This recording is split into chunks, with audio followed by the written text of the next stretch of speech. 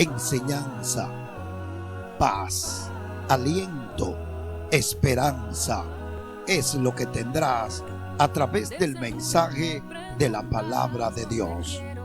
Este es el momento del mensaje. El Señor nos bendiga a todos. Qué hermosa se ve la iglesia desde aquí. Ustedes son hermosos todos, hermanos. Como bien dijo el hermano, mi nombre es Alexander Torres. Soy su hermano en Cristo de la hermana congregación del Milloncito. Eso es en Sabana Perdida. Y hermanos, reciban un gran saludo en el nombre de sus hermanos en la iglesia de Cristo en el Milloncito. En tal sentido, hermanos, vamos de inmediato a estar utilizando la predicación, realizando la predicación de la palabra del Señor. Y antes de esto vamos a estar orando al Señor y encomendando todo lo que vamos a hacer en esta preciosísima mañana. Así que oremos. Amantísimo Señor, bendito, alabado, glorificado siga siendo tu nombre, Señor, por los siglos de los siglos. Aquí hay un grupo de hombres y mujeres, Señor, que en esta mañana glorifican tu nombre.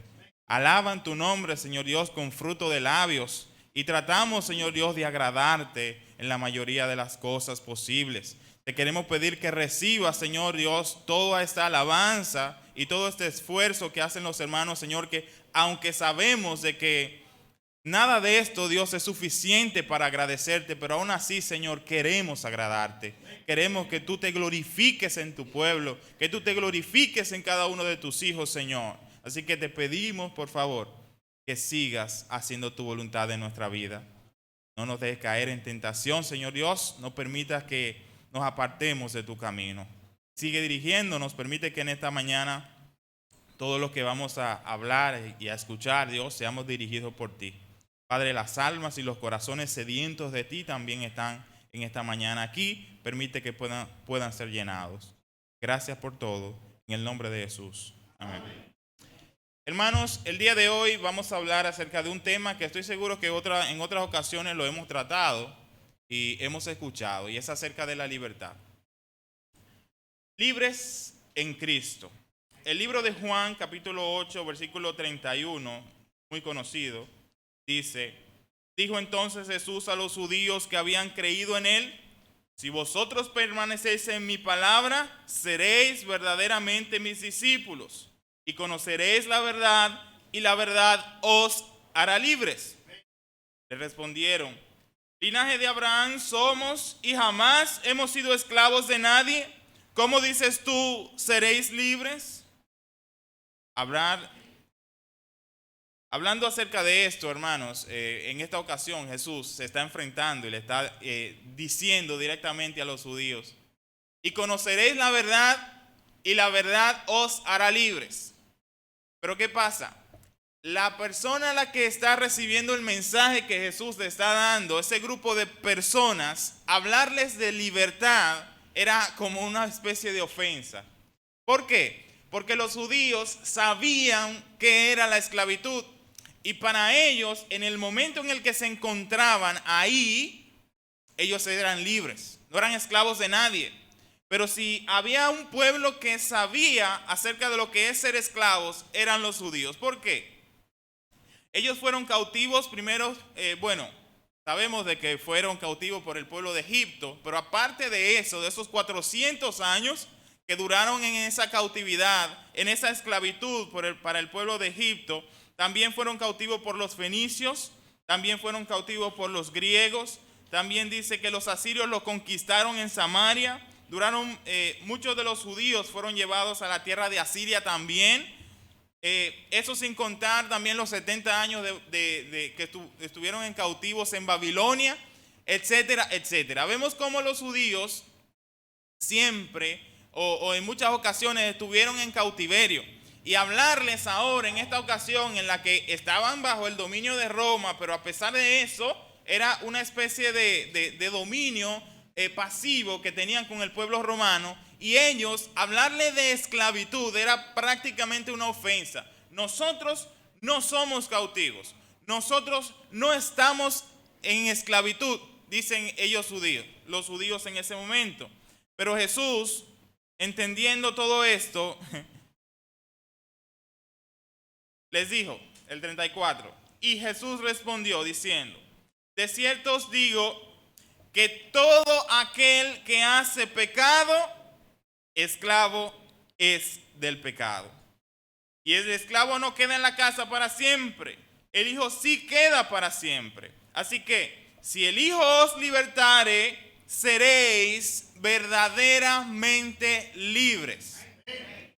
La libertad o la esclavitud, más bien, que Jesús le estaba proclamando a ellos, no era una esclavitud tal vez de un pueblo ajeno.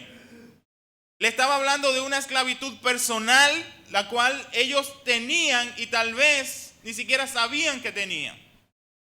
Porque todo aquel que se somete a una esclavitud de pecado no es verdaderamente libre. Todo aquel que está bajo la esclavitud del pecado está sometido a un yugo, a una carga que ni siquiera sabe que la tiene, no es verdaderamente libre. A veces nosotros entendemos que aún estando en la iglesia somos libres, pero acarreamos un conjunto de costumbres y cosas que no nos deja avanzar verdaderamente y no nos deja ser verdaderamente personas libres. A pesar de que tenemos la herramienta necesaria para poder experimentar una verdadera libertad, aún así todavía no hemos sido libres. El libro de Max Lucado, titulado En las manos de la gracia, hace referencia a una pequeña ilustración muy interesante. Les voy a dejar saber. Max expresa de que había una nación en la que había un rey que tenía 4 hijos. Un hijo mayor y habían otros 3 hijos menores, contemporáneos, más pequeños. Resulta que los 3 hijos pequeños acostumbraban a ir a un arroyo, a un río que había en la cercanía del reino, y el padre les había prohibido de que pudieran entrar en ese río porque era muy peligroso. Los 3 hijos, como siempre, los pequeños, ¿verdad? Siempre cuando uno le dice, mira, no hagas esto, eso es lo que ellos van a hacer naturalmente. Tenemos que tener cuidado con eso. Estos 3 hijos decidieron ir en contra de lo que había dicho su padre, a pesar de que el padre les había advertido que si entraban en ese río iban a estar en peligro, porque o se podían ahogar o podían ser arrastrados por la corriente hasta lugares donde él no podía estar. Estos 3 hijos de repente deciden un día entrar en el río. Y así como dijo su padre, estos 3 príncipes, hijos de un rey, fueron arrastrados por la corriente durante un tiempo muy prolongado, de manera que fueron alejados del dominio del rey y fueron alejados de toda la seguridad que ellos tenían al conjunto de su padre. Entonces, cuando de repente ellos llegan a un lugar que logran alcanzar tierra, logran salvarse, resulta que están en un lugar que ellos desconocen. Pero no solamente desconocen, sino que la tierra donde ellos estaban era una tierra que no entendían, que era difícil estar. Ellos estaban acostumbrados a estar en el pasto, a estar en lugares frescos, pero este lugar era un lugar baldío, un lugar que ellos tal vez no entendían que era difícil hasta conseguir comida. Estos 3 jóvenes se reúnen en una fogata y dicen, bueno, tenemos que aguardar aquí porque sabemos que nuestro padre nos va a mandar a buscar. Pasaron días y días. Y entre los 3 jóvenes hubo uno que dijo, me voy a apartar de ustedes, me voy a ir un poco lejano. Estoy viendo de que allá hay algunos nativos de este lugar y me voy a ir con ellos. Y entre los 2 restantes dijeron, pero no es posible, porque nosotros estamos juntos aquí. Si te vas con ellos, entonces te puedes perder, hasta te pueden hacer daño. Y él insistió y se fue a aquel lugar. En aquel lugar estableció una casa, como era de costumbre en los nativos de ese lugar, y de repente se encerró en esa casa y se hizo muy amigo de los nativos y comenzó a hacer cosas dentro de esa casa y a celebrar de que él había progresado en medio de ese lugar, a pesar de que estaba en un lugar de cautividad y en un lugar, digamos, que no era bueno para él. El otro hermano de los que estaban allí, entonces dijo, mira, yo voy a vigilar lo que está haciendo nuestro hermano. Tengo que velar porque si viene nuestro padre, yo tengo que contarle todo lo que hizo nuestro hermano. Entonces hubo otro hermano que se fue y se alejó y se acercó al río y dijo, bueno, si nosotros vinimos por el río, es posible que yo pueda hacer un puente que atraviese todo este espacio para poder llegar a nuestro padre. Esto sucedió y hubo uno de los hermanos, en sí eran 4, hubo uno de los hermanos que dijo, no, yo me voy a quedar aquí y voy a aguardar y voy a perseverar y voy a tratar de trabajar para resguardar mi vida hasta que mi padre venga. Es así, de repente llega el hermano mayor. Llega inicialmente donde el hermano que le estaba en aquella tierra, que había construido una casa, y va y le pregunta, hermano, estoy aquí. Gracias a nuestro padre, él me envió con todo un grupo de personas a buscarles, a pesar de que todo esto era desconocido para nosotros. El padre está contento de que ustedes regresen a casa, pero aquel que había construido una casa, aquel que había hecho relaciones humanas, aquel que había trabajado por un grupo de bienes, dijo, no, espérate, ya a mí no me es necesario volver donde el padre. A mí no me es necesario, además, él ni siquiera me va a perdonar porque yo lo desobedecí. No me es necesario, aunque el hermano mayor le insistió, él dijo, no voy a regresar a casa, no voy a donde mi padre. El otro hermano que se quedó observando a ese que estaba haciendo todas esas cosas, entonces fue visitado por el hermano mayor. Y el hermano mayor le insiste y le dice, he venido para regresar con ustedes a casa. No importa lo que yo tenga que hacer, no importa, yo voy a llevarlos a donde nuestro padre. Sin embargo, este dijo, si el otro hermano se queda, ¿quién lo va a vigilar? ¿Quién va a cerciorarse de que él haga lo bueno o que haga lo malo? Y a pesar de que este también insistió, él dijo, no, yo me voy a quedar aquí porque tengo que vigilar. El otro hermano que estaba construyendo el puente para poder llegar donde el padre, al llegar el hermano mayor también le pregunta, mira, nuestro padre ha hecho un esfuerzo por mandarlos a buscar a ustedes. Ha mandado personas, incluso a su otro hermano mayor, que soy yo. El padre está interesado en que ustedes vuelvan a casa.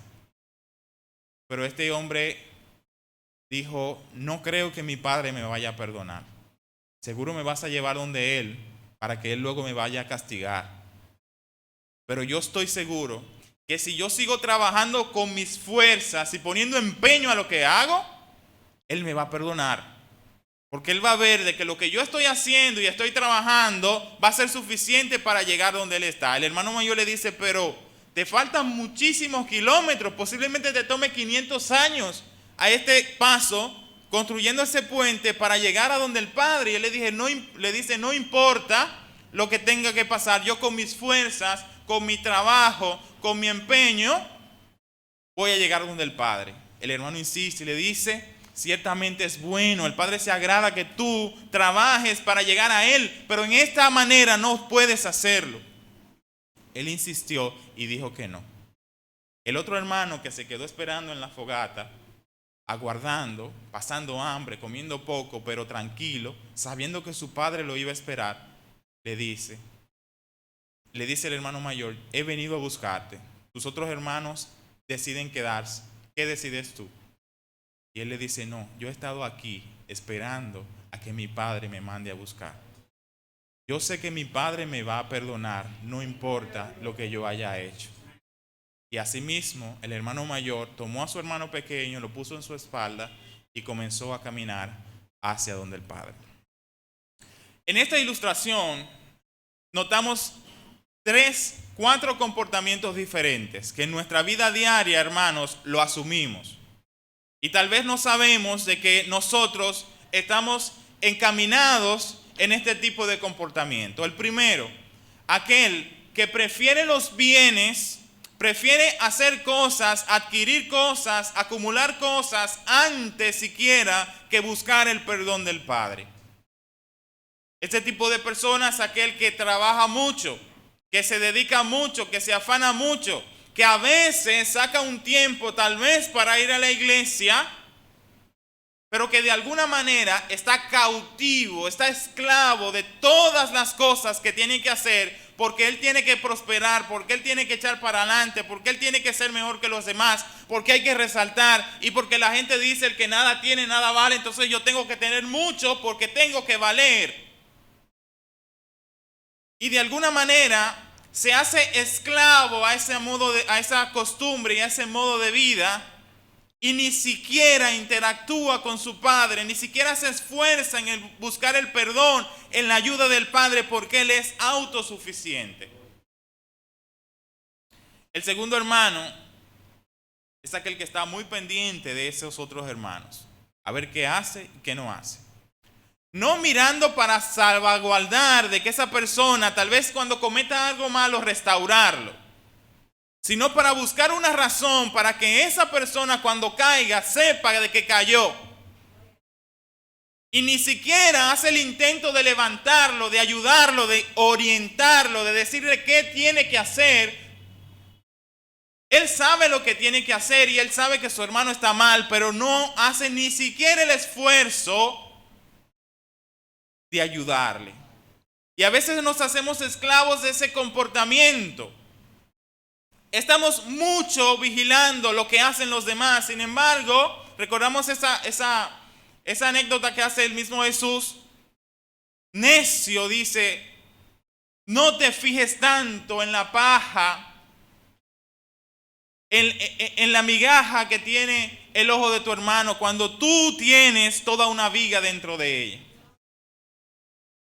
A veces, hermanos, nosotros o este tipo de personas que adopta este comportamiento se acostumbra a eso, hasta el punto de que es más interesante y más importante saber qué hizo o no hizo el hermano para poder señalarle y tener herramientas para poder hablar con él y poder entonces juzgarle y darle un escarmiento muy duro para que sepa y no nos interesa siquiera ayudarle o restaurarle.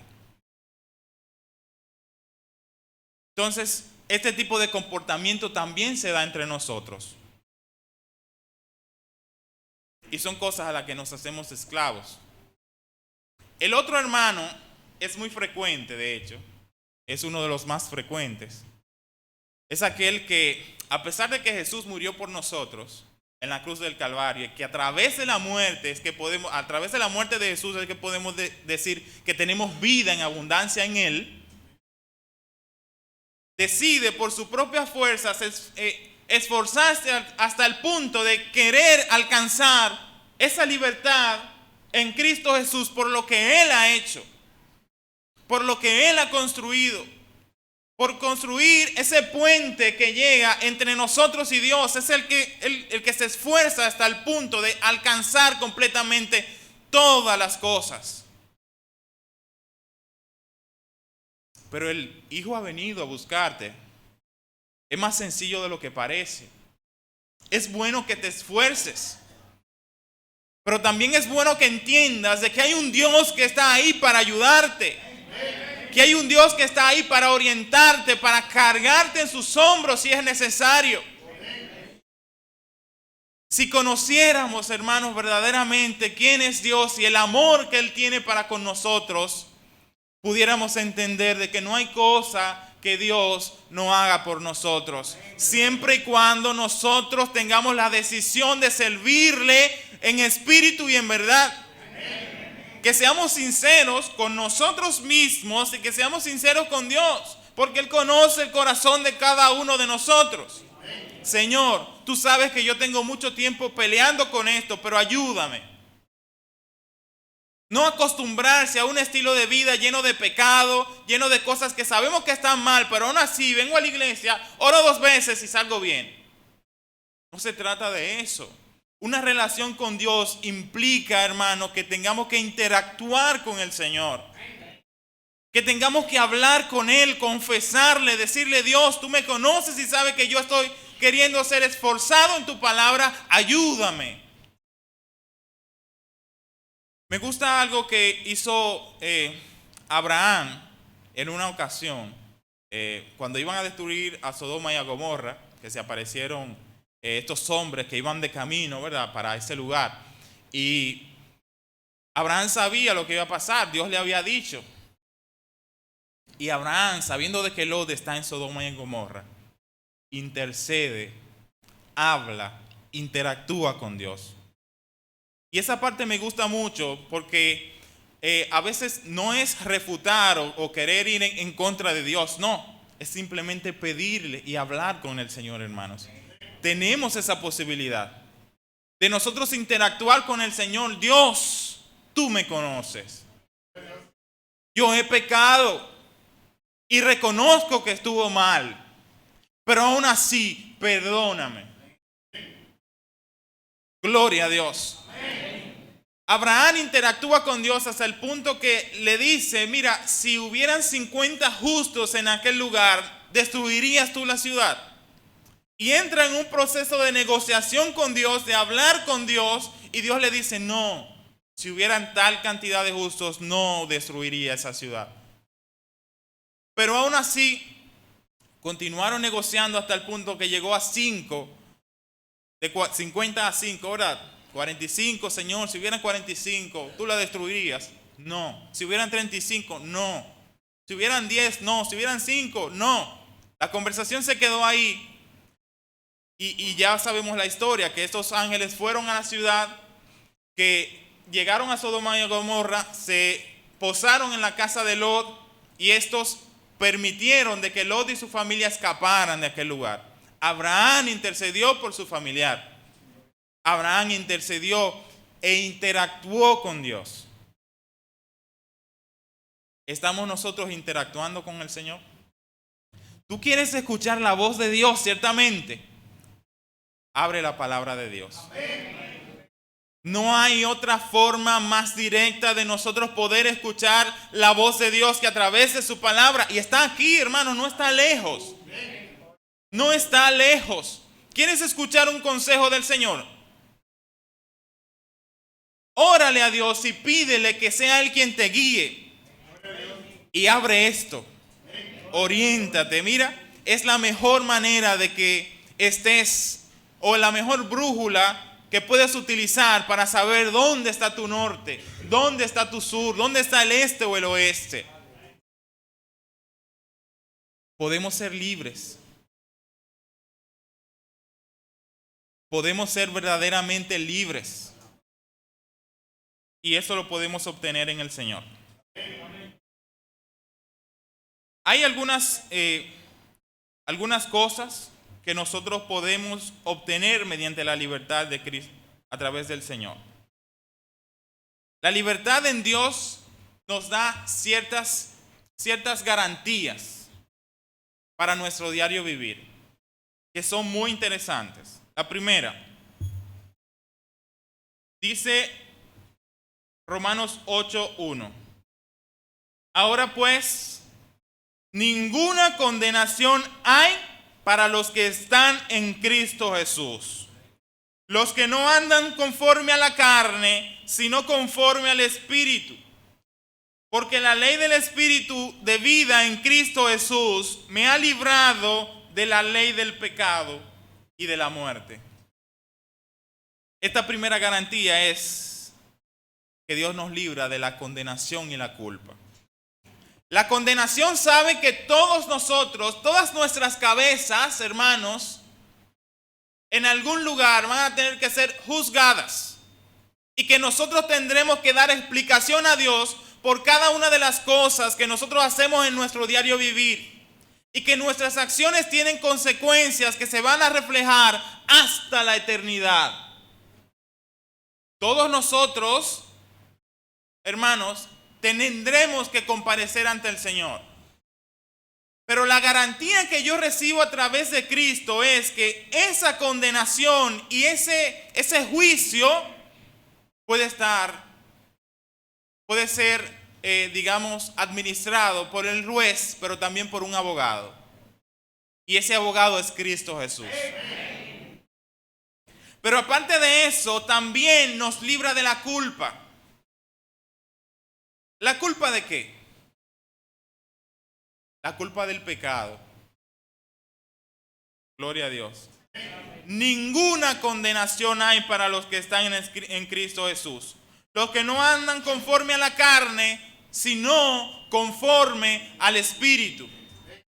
Porque la ley del Espíritu es vida en Cristo Jesús. Porque la ley del Espíritu de vida en Cristo Jesús me ha librado de la ley del pecado y de la muerte. Esa atadura que podemos tener nosotros al pecado es cortada cuando somos verdaderamente libres. Y ya ese deseo o ese ímpetu o esa interacción que tenemos con la carne se reduce a su máxima expresión. Siempre sabemos que el espíritu y la carne están en competencia, pero cuando verdaderamente somos libres, nuestra culpa se elimina. Y ya estamos en paz en la presencia del Señor. Otra característica es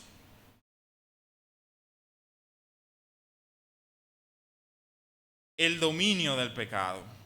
Y esta es una muy interesante. Él nos libró, dice Colosenses 1, 13 al 14, Él nos libró del dominio de la oscuridad y nos trasladó al reino de su amado Hijo, en quien tenemos redención, el perdón de pecados. Nosotros, a veces no sé si han visto unos muñequitos, hay un diablito aquí de este lado y hay un angelito de este lado. Ese diablito y ese angelito lo tenemos, hermanos, en nuestro interior. El que diga que no tiene pecado, le hace a él mentiroso. Si decimos que no tenemos pecado, hermanos, entonces estamos fallando. Tenemos siempre esa parte carnal y esa parte espiritual en nuestro interior. Pero ¿qué pasa? Cuando yo decido darle espacio a Dios en mi vida, esa parte carnal, ese diablito, ¿verdad?, que tenemos en nuestro interior, como que se apaga. Y ya entonces nosotros nos tornamos personas que piensan antes de actuar. Nos tornamos como personas que están atados al alcoholismo, pero de repente somos librados por el Señor de ese vicio, el cual nos hace esclavos. Cuando venimos a los pies de Jesús y aquel que está consumiendo droga sabe y entiende y ve algo diferente, y Dios le ayuda a salir de ese vicio. Esa atadura que tiene con esa convicción de vida, con ese estilo de vida, entonces es reducida la parte carnal y entonces surge una nueva criatura.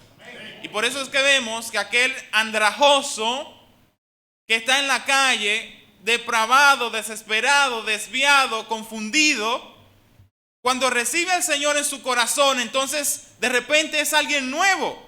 Y tú lo ves que anda con una camisa, que se pone una corbata, que anda limpio, que se pone perfume, alguien que por fuera se ve esa diferencia, pero también por dentro se siente libre. Esa atadura al pecado, hermanos, es cortada, gracias a Dios. Eso es posible cuando somos verdaderamente libres. Pero ¿somos verdaderamente libres? Hemos cortado completamente con ese estilo de vida malévolo, con ese estilo de vida que nos hace daño. Y siempre digo esto, siempre me encanta decir esto, porque a veces entendemos de que Dios nos aleja de lo bueno.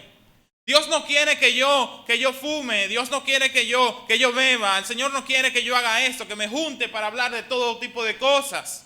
Entonces Dios me está cohibiendo de lo bueno. Es todo lo contrario. El Señor sabe las consecuencias de cada una de esas cosas. Y a través de la libertad que yo puedo obtener espiritualmente con Él, también me somete a un cambio en el que yo puedo experimentar una verdadera libertad de todas esas cosas. Porque todo eso me hace daño. ¿Estamos claros en eso, hermanos? Cuando el Señor nos dice que no hagamos esto, que amemos incluso a nuestro prójimo como a nosotros mismos, nos está diciendo, si el mundo amara, o todo el mundo amara a su prójimo como a sí mismo, no tuviéramos la guerra de Ucrania y Rusia. Si el mundo y todas las personas que están en él amaran a su prójimo como a sí mismo, ni siquiera tuviéramos conflicto con el vecino. No existieran tantas cosas depravadas que hay en el mundo. Si yo me enfocara en cuidarte a ti y que tú me cuides a mí, entonces, hermano, el mundo fuera diferente. Entonces, ¿quiere Dios cohibirnos de lo bueno? No. Dios quiere que experimentemos la verdadera libertad.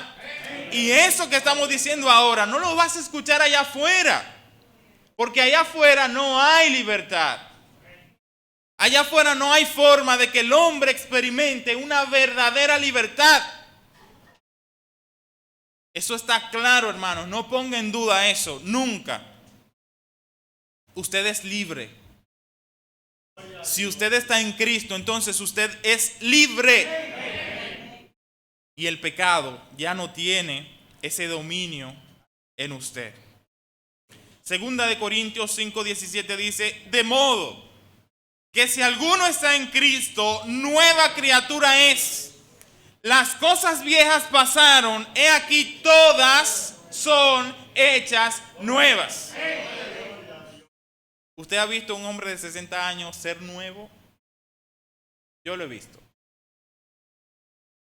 En Cristo Jesús. Un hombre de 60 años ser nuevo, sí. Hasta el ánimo le cambia. La cara se transforma.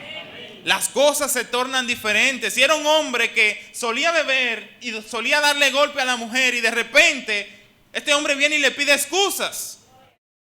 Perdóname por lo que te he hecho tantos años. ¿Eso es libertad? Y la libertad en Cristo te somete a ti a un cambio, pero también la gente lo ve. Y ve algo diferente.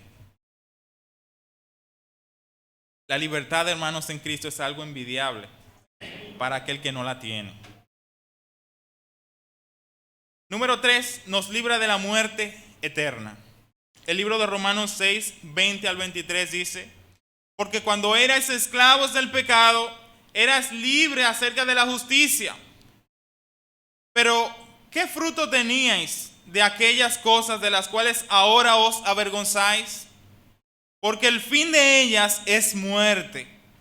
Mas ahora que habéis sido libertados del pecado y hechos siervos de Dios, tenéis por vuestro fruto la santificación. Gloria a Dios. Y como fin, la vida eterna. Gloria a Dios.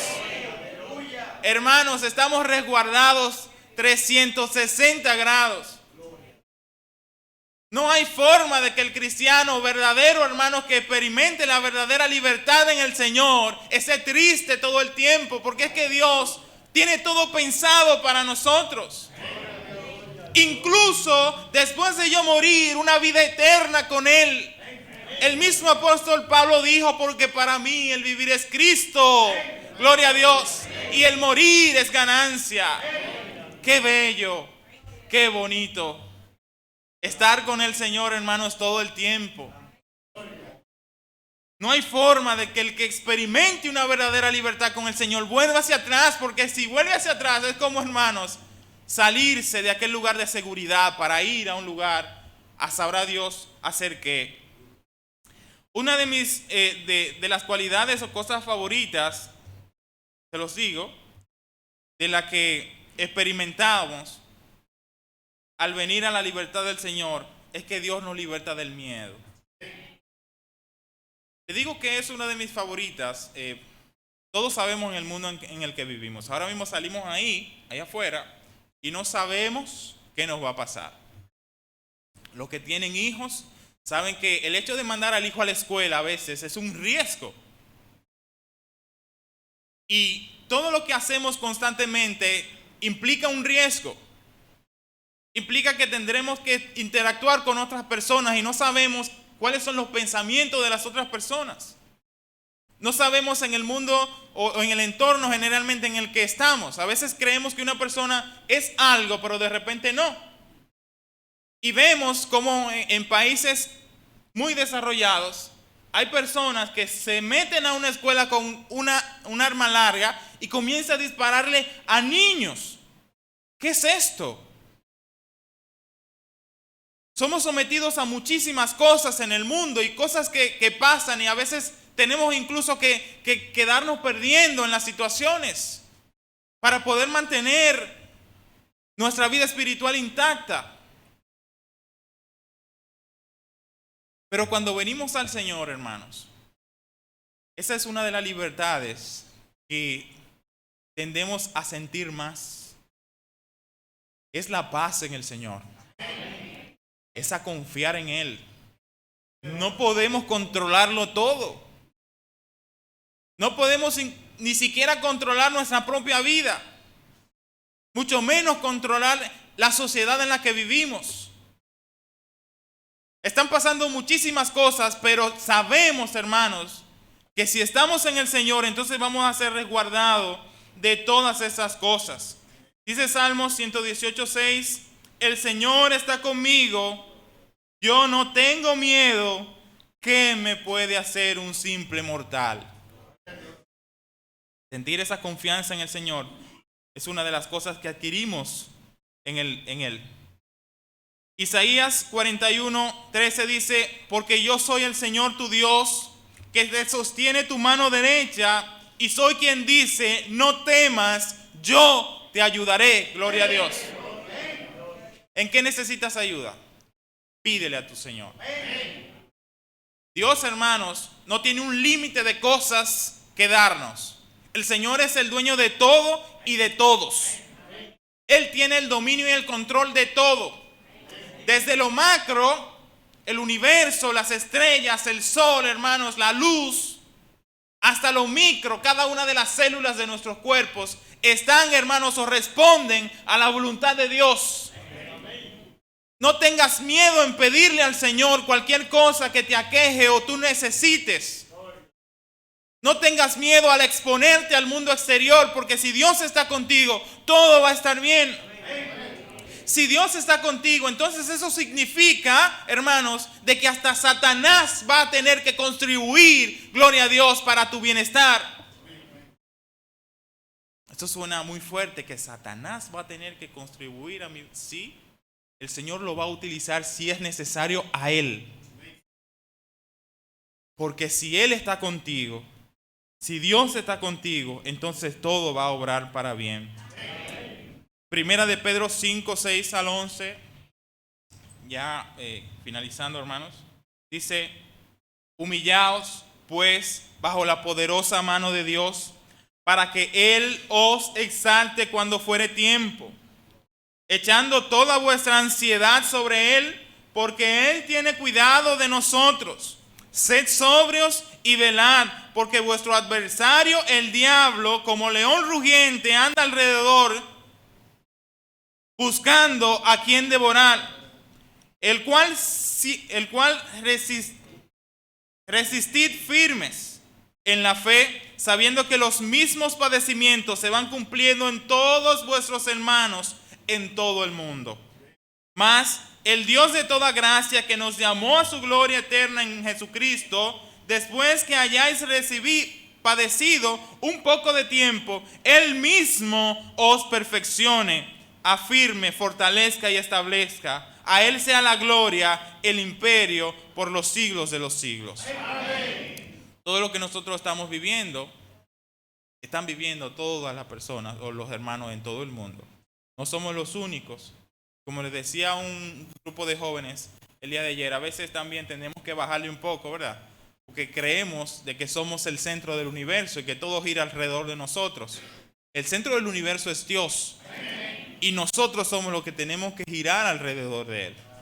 Entonces, no es que Dios tiene que acostumbrarse a mí y a mis necesidades. Yo tengo que acostumbrarme al Señor y a su presencia. Porque a través de esa costumbre que yo puedo tener en Jesucristo, yo puedo tener una verdadera libertad. Y no le estoy hablando, hermanos, recuerden, de una verdadera libertad. A veces entendemos que ser libres es cualquier cosa. No, ser libres en el Señor es estar en el Señor. Y estar en el Señor, hermanos, tiene muchas cosas buenas que nosotros podemos experimentar. Ya prácticamente finalizando, también Dios nos liberta de tener o de intentar ganar nuestra salvación. Esto es interesante. ¿Por qué? Dice Efesios 2, 4 al 10. Pero Dios, que es rico en misericordia, por su gran amor con que nos amó, aun estando nosotros muertos en pecado, nos dio vida juntamente con Cristo. Y dice, por gracia sois salvos. ¿Qué es la gracia? La gracia es un don inmerecido. No habrá nada que yo haga sobre la faz de la tierra que pueda ser suficiente para yo alcanzar la gracia de Dios. Estoy hablando humanamente hablando, ¿verdad? Porque hay cosas que Dios nos pone en su palabra que no son humanas, que tenemos que hacer para entrar en la gracia. Hay que estar claro en eso.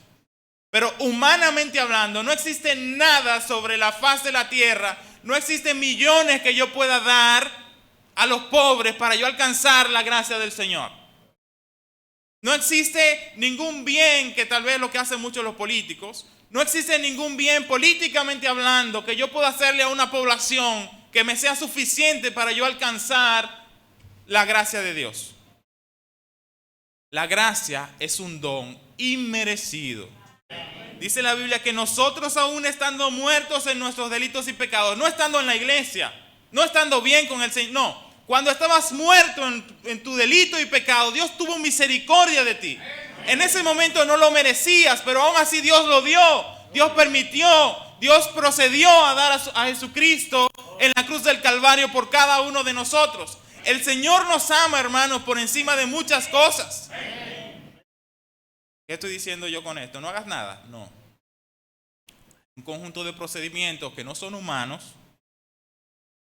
Escudriñar la palabra de Dios, creer en el Señor, confesarle, arrepentirse, perseverar en el Señor, que son cosas que tenemos que hacer para poder estar dentro de la gracia del Señor, porque tiene que haber una parte de nosotros.